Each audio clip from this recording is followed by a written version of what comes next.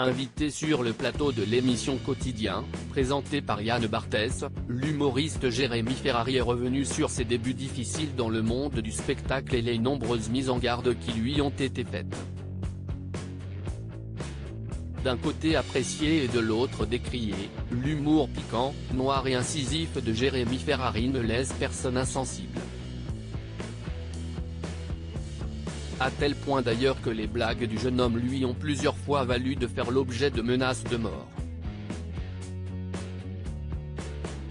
Mais il en faut visiblement plus pour décourager ou intimider ce passionné. Invité, ce jeudi 2 mars, sur le plateau de l'émission Quotidien, présentée par Yann Barthès, l'artiste a fait la promotion de son spectacle Anesthésie Générale, mais a également abordé quelques sujets d'actualité.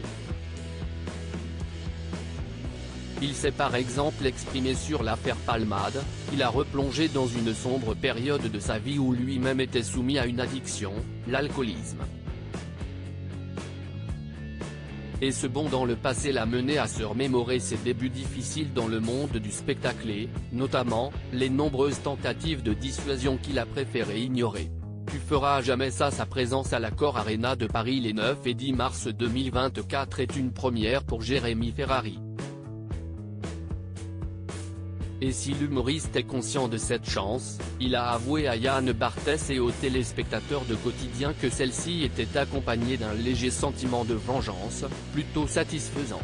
On m'a toujours répété que j'avais un humour noir, provocateur, etc. Et que tout ça ne pouvait pas fédérer de grandes foules et que je ne pourrais jamais faire de très grandes salles. Et quand on arrive à de tels chiffres et à des Bercy, c'est incroyable. A-t-il confié, non sans fierté. Et il faut avouer que cette ascension est un joli pied de nez à ceux de l'industrie du spectacle qui, il y a plus de 10 ans de cela, n'auraient pas misé sur Jérémy Ferrari. Une carrière bien remplie. En se penchant sur la carrière scénique de Jérémy Ferrari, on se rend bien compte que l'humour de niche décrié par les gens du métier s'est finalement popularisé et a su interpeller un plus large public. Des petites salles parisiennes et provinciales en passant par le prestigieux Festival d'Avignon, jusqu'à atteindre Bercy, les spectacles de l'humoriste ardennais, Alléluia Bordel, vend 2 pièces à Beyrouth, Anesthésie Générale, ont cartonné. Article écrit avec la collaboration de 6 médias. À lire aussi. Et donc, vous êtes choqué ou pas? Gabriel Attal mis sur le grill par Christophe de Chavannes et Jérémy Ferrari. Dans quelle époque?